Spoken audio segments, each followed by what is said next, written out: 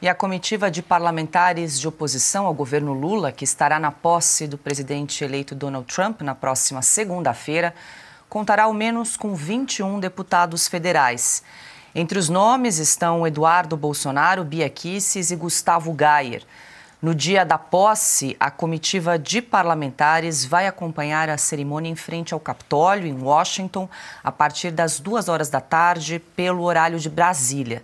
Mais tarde, o grupo vai participar de um baile de gala para aliados de Donald Trump.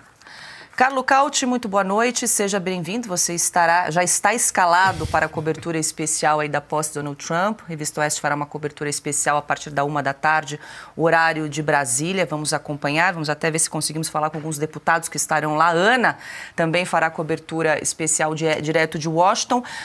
Quero te ouvir também. A Ana falou, você também acha que pode ser bom para o Brasil Jair Bolsonaro não estar nessa posse como um ato simbólico do que está acontecendo no Brasil? Sim, porque vai jogar o holofote em cima daquilo que está acontecendo aqui no Brasil. Boa noite, Paula. Boa noite, Piotr. Boa noite, Ana. Boa noite, mestre Alexandre Garcia. Boa noite ao nosso público do Oeste Sem Filtro. Porque muita gente vai se perguntar por que a ex-primeira-dama Michele foi e o Bolsonaro não.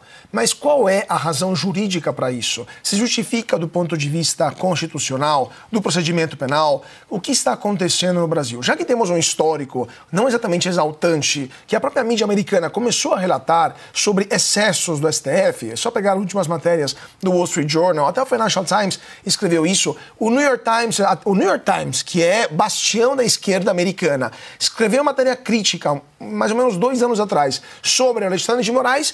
Poucas horas depois que aquela matéria foi publicada, o título foi substituído. Na mesma reportagem, evidentemente, alguém lá do STF ligou para o correspondente do New York Times e mandou trocar o título da matéria. Ou seja, a mídia americana sabe o que está acontecendo, os políticos americanos também sabem o que está acontecendo no Brasil, e o Brasil é um país grande demais para ser ignorado. É grande demais para deixá-lo à deriva de uma ditadura que não se sabe para onde irá. Dificilmente se tornará um regime aliado dos Estados Unidos.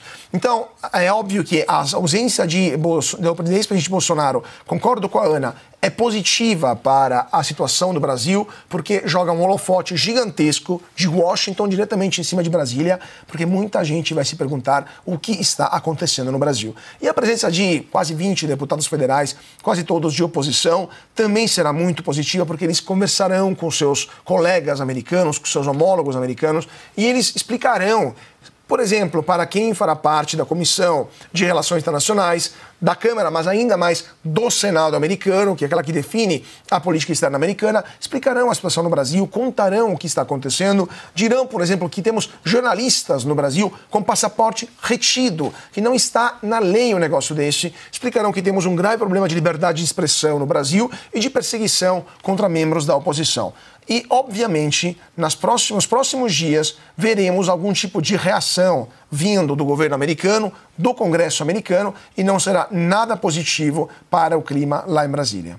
Alexandre, quero te ouvir também. Importante esse grupo aí de pouco mais de 20 deputados da oposição que vão marcar presença aí na posse de Donald Trump, também para relatar, conversar com os parlamentares americanos e trazer um pouco mais do panorama do que ocorre aqui no Brasil? O que aconteceu, essa negativa de passaporte para Bolsonaro, confirma todo o relatório, todo o relato que esses mesmos deputados já levaram ao Congresso americano, à Casa de Representantes. Agora, eu queria aproveitar para perguntar para a Ana se ela está acompanhando um jogo de futebol amanhã na Flórida. Matias Lacava é um venezuelano, jogador de futebol. Ele é filho do governador do estado de Carabobo, né? E esse governador é ligado ao Maduro. Então, advogados da Flórida fizeram uma ação para que fosse cancelado o visto desse jogador, que permitir a entrada de pessoas antidemocráticas que apoiam ditaduras, né, e que não querem saber da liberdade de expressão, da liberdade do povo, seria uma agressão àqueles venezuelanos que estão dando a vida, arriscando a vida em defesa da democracia. Porque eu acho interessante isso, porque, por exemplo, aumentaram a recompensa por Maduro, né, a prisão de Maduro. as autoridades que participaram dessa farsa eleitoral, né, inventando um resultado que não é o real da eleição, todas essas autoridades, inclusive o chefe da comissão eleitoral, a presidente da Suprema Corte da Venezuela, estão com os bens bloqueados nos Estados Unidos. Certamente não tem mais visto para os Estados Unidos, estão sofrendo sanções pessoais. Né? A gente falou aí em sanções alfandegárias e tal, que pega a nação inteira, inclusive prejudica a população. Mas essas são sanções penais. Ana, qual é a possibilidade de sanções penais contra pessoas que atacam a democracia, a liberdade de expressão, a liberdade do povo? Alexandre, tem se discutido muito isso aqui. Inclusive, há um projeto já que agora vai tramitar na Casa com maioria republicana, a nova Casa e o novo Senado com maioria republicana também, da Maria Salazar, também da Flórida. E esse projeto, Alexandre, é exatamente para caçar vistos pessoais daqueles que demonstram essas veias autoritárias contra democracias pelo mundo. E no projeto, Alexandre, está o nome de quem?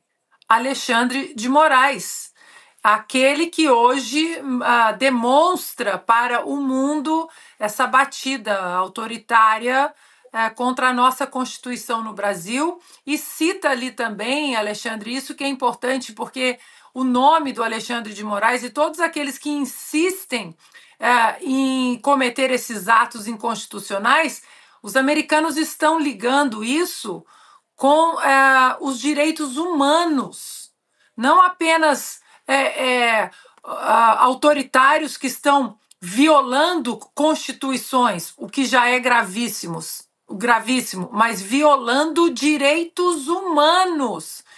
E o nome do Alexandre de Moraes está lá. Então, eu acho que, como você disse, Alexandre, sanções tarifárias, isso tudo pode acontecer a longo prazo, mas o debate sobre caçar vistos, proibir a entrada desses nomes. Alexandre de Moraes é apenas um, numa lista de outros tantos que vai de Nicolás Maduro, como você disse, agora 15 milhões de dólares, né, pela captura dele, mas Daniel Ortega, ditadores africanos, todos esses nomes estão, veja vocês, o nome de um ministro da nossa Suprema Corte, junto com uma lista de ditadores pelo mundo.